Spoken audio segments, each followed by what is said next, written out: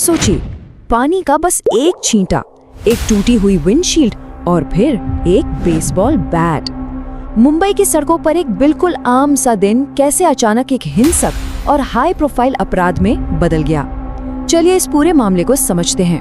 हाँ, ये सब शुरू हुआ बस एक गड्ढे से, मतलब एक ऐसी चीज जो रोज होती है, एक मामूली सी झुंझलाहट। पर किसी ने सोचा भी नहीं होगा कि ये बात देखते ही देखते एक जाने माने परिवार से जुड़े हुए एक खतरनाक हमले में बदल जाएगी। तो सवाल ये उठता है कि इस कहानी में आखिर है कौन कौन और ये इतनी बड़ी खबर क्यों बन गई? इसका जवाब एक बहुत ही मशहूर नाम से जुड़ा है और वो नाम है पूर्व क्रिकेटर और अब सांसद यूसुफ पठान।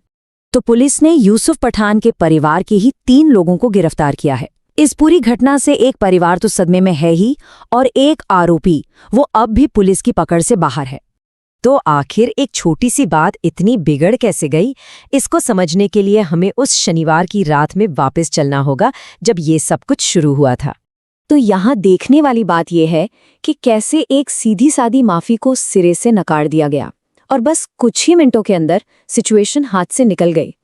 ये असल में ईगो और गुस्से का एक बहुत ही खतरनाक कॉम्बिनेशन था, जो एक नहीं बल्कि 2 बार भड़का। ये सिर्फ कोई आम लड़ाई नहीं थी, ये मामला बिगड़ता ही चला गया। जो बस एक जुबानी बहस थी, वो देखते ही देखते एक प्लान किए हुए ग्रुप अटैक में बदल गई। जरा सोचिए, एक तरफ एक अकेला गुस्से से भरा आदमी और दूसरी तरफ हथियारों से लैस पूरी की पूरी भीड़।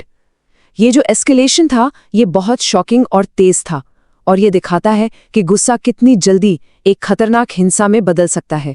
और इस हमले के नतीजे वो बहुत भयानक थे। हड्डियां टूटीं, गंभीर चोटें आईं और एक पूरा परिवार इस हिंसक हमले के बाद शायद हमेशा के लिए बदल गया। तो हमला तो खत्म हो गया, पर कहानी अभी बाकी थी। अब बारी थी पुलिस की, और उन्हें ये पता लगाना था कि आखिर उस रात हुआ क्या था। पुलिस ने इस केस को सुलझाने के लिए एक बहुत ही मेथोडिकल तरीका अपनाया, और इसी जांच के दौरान एक ऐसा अहम सबूत हाथ लगा जिसने सब कुछ बदल के रख दिया।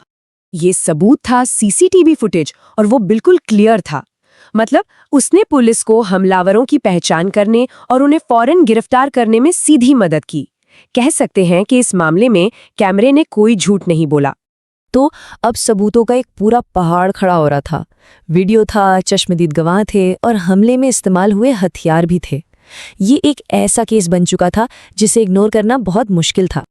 अब गिरफ्तारियां तो हो गई, और इसके साथ ही ये लड़ाई सड़कों से निकलकर अदालत के कमरे में पहुंच गई, और समझिए कि वहां एक नई जंग शुरू हो गई। तो अभी की स्थिति ये है कि 3 लोग सलाखों के पीछे हैं, लेकिन जो चौथा शख्स है, शहबाज पठान, वो अब भी फरार है, और इंसाफ की तलाश अभी भी जारी है।